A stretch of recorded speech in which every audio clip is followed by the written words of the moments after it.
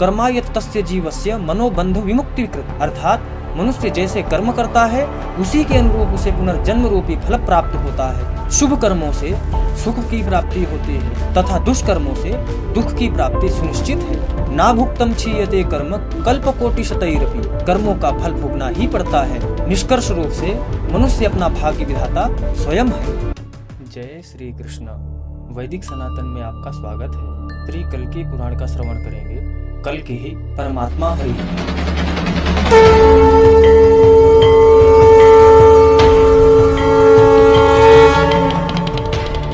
कल्कि पुराण में भगवान विष्णु के 10वें अवतार कल्कि अवतार का वर्णन है। नैमिषारण्य में सौनकादि ऋषियों ने जब सूत जी से कल्कि अवतार के विषय में पूछा, तब उन्होंने ऋषियों को वही कथा सुनाई जो पहले ब्रह्मा जी द्वारा नारद मुनि को सुनाई गई थी और बाद में वही कथा नारद मुनि द्वारा महर्षि व्यास को सुनाई गई थी। कल्कि पुराण के 3 अंशों में कुल 35 अध्याय और 366 श्लोक हैं। प्रथम अंश में 7, द्वितीय अंश में पुनः 7 और तृतीय अंश में 21 अध्याय, जिनमें संपूर्ण कल्कि अवतार कथा सारगर्भित शब्दों में दी गई है।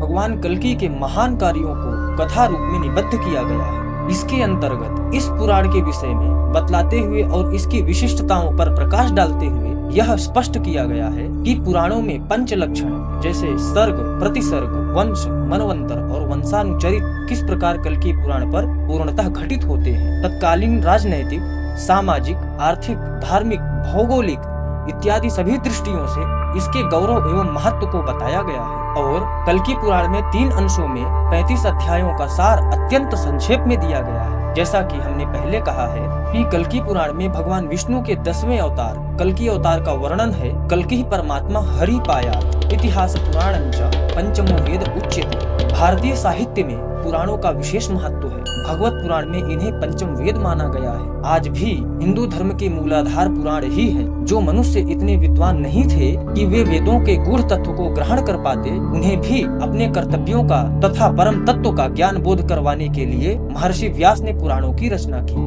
महर्षि व्यास ने पुराणों में वेदों के सार तत्वों को ही कथा रूप में व्याख्या की है। इसी कारण कहा भी गया है, इतिहास पुराणाभ्याम वेदम समुप ब्रह्मयेत्। पुराण शब्द का अर्थ है प्राचीन। पुराण या तो अत्यंत प्राचीन है अथवा इसमें प्राचीन कथाओं का संकलन है। महाभारत के अनुसार पुराणम आख्यायनम अर्थात प्राचीन आख्यान ही पुराण है। वायु पुराण के अनुसार पुरा परंपराम वक्तिम पुराणम तेन वैस्मृतम अर्थात जो प्राचीन परंपरा का प्रतिपादक है वह पुराण है। मधुसूदन सरस्वती के अनुसार विश्व सृष्टि इतिहासः पुराणम अर्थात विश्व रचना के इतिहास को पुराण कहते हैं। सर्गश्च प्रतिसर्गश्च वंशो मनवंतराणि च वंशानुचरितम चेति पुराणम पंचलक्षणम। सर्ग, प्रतिसर्ग, वंश, मनवंतर और वंशानुचरित ये 5 पुराणों के प्रतिपाद्य विषय बतलाए गए हैं। यह ध्यान में रखने वाली बात है कि यद्यपि 366 श्लोकों में कलेवर की दृष्टि से संभवतः यह पुराण सबसे लघुकाय अर्थात छोटा पुराण है, लेकिन प्रत्येक दृष्टि से इसका पर्याप्त महत्व है। नारद मुनि के द्वारा महर्षि व्यास इस पुराण को सुन के व्यास ने अपने पुत्र ब्रह्मरुद्र को सुनाया और उसने वह कथा विष्णु भक्त राजा परीक्षित को सुनाया। 7 दिन तक यह हरि चर्चा होने के बाद राजा परीक्षित दिवंगत हो गए, परंतु वह कथा पूर्ण नहीं हो पाई। तब मार्कंडेय इत्यादि द्वारा प्रश्न किए जाने पर सूत जी ने वह भगवत कथा अन्य भक्तों को सुनाई।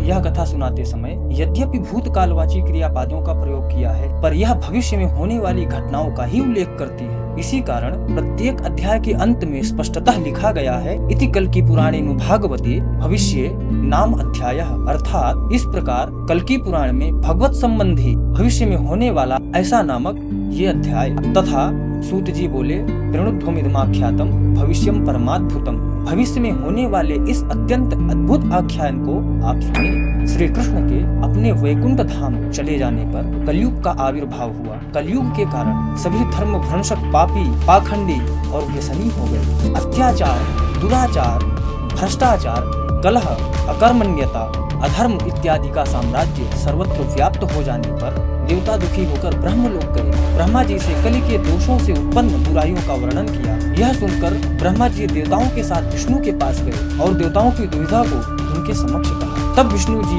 कल के रूप में पृथ्वी लोक पर अवतरित होते हैं। कलि का विनाश कर धर्म और सतयुग की स्थापना कर वे पुनः वैकुंठ धाम चले जाते हैं। सर्ग, प्रतिसर्ग। सर्ग का अर्थ है सृष्टि की उत्पत्ति, जबकि प्रतिसर्ग का अर्थ है सृष्टि का विस्तार। सर्ग, प्रतिसर्ग दोनों परस्पराश्रित हैं। जिन्हें अलग नहीं किया जा सकता, अतः इनका विवेचन एक साथ ही किया गया है। कल्कि पुराण में सृष्टि की उत्पत्ति, स्थिति और विनष्टि का कारण भगवान विष्णु को ही बतलाया गया है। उपनिषदों में ब्रह्म ही यहाँ विष्णु के नाम से बताए गए हैं। सृष्टि की उत्पत्ति का क्रम बतलाते हुए कहा गया है कि प्रलय काल होने पर तीनों लोकों के पूर्ण रूप से विष्णु में विलीन हो जाने पर सब कुछ उपाधि रहित और अंधकारमय हो जाता है। लय लीने त्रिज गति ब्रह्म तन्मात्रताम गतः निरुपाधो निरालोके तिसृक्षुत भवत परः। परमात्मा रूप विष्णु से भिन्न कुछ नहीं है। तब सृष्टि की रचना करने के इच्छुक पर ब्रह्म रूप में प्रकट होते हैं। इस प्रकार कल्कि पुराण में सृष्टि की उत्पत्ति विषयक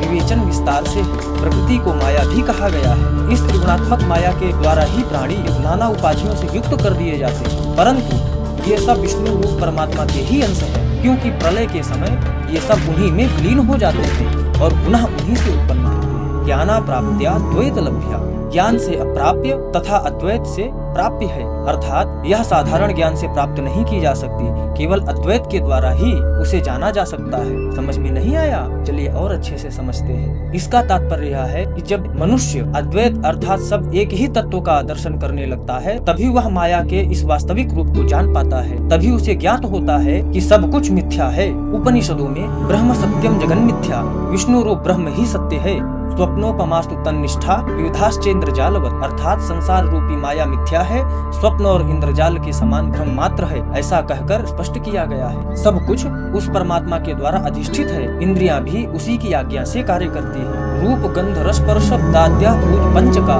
चरन्ति यदधिष्ठानात् सोयम कल्कि परात्मकः। उसी की इच्छा से काल, स्वभाव, संस्कार नाम आदि परंपरा, प्रकृति, ब्रह्मांड, अहंकार, महत प्रजापति आदि की रचना करती है। उसी की माया से सृष्टि, स्थिति और विनष्टि नामक संसार की यात्रा चलती है। संसार का आदि और अंत वे ही हैं। काल का विभाजन भी उन्हीं की इच्छा से होता है। माया और जीव शरीर के वार्तालाप के माध्यम से स्पष्ट किया गया है कि माया के कारण ही जीव का अस्तित्व है, अन्यथा मिट्टी और कंकड़ के समान वह निर्जीव है। तस्मान् मनोनिग्रहार्थम विष्णु भक्तिम समाचर, अर्थात कल्कि पुराण में इंद्रियों और मन को वश में करने पर भी प्रभुत बल दिया गया है, जो विष्णु भक्ति से ही संभव है। इस पुराण में दो महत्वपूर्ण सिद्धांतों, कर्म सिद्धांत और पुनर्जन्म सिद्धांत का भी सिद्धांत है। कर्मायत तस्य जीवस्य मनोबंध विमुक्तिकृत, अर्थात मनुष्य जैसे कर्म करता है उसी के अनुरूप उसे पुनर्जन्म रूपी फल प्राप्त होता है। शुभ कर्मों से सुख की प्राप्ति होती है तथा दुष्कर्मों से दुख की प्राप्ति सुनिश्चित है। ना भुक्तम क्षीयते कर्म कल्पकोटि शतैरपि, कर्मों का फल भोगना ही पड़ता है। निष्कर्ष रूप से मनुष्य अपना भाग्य विधाता स्वयं है।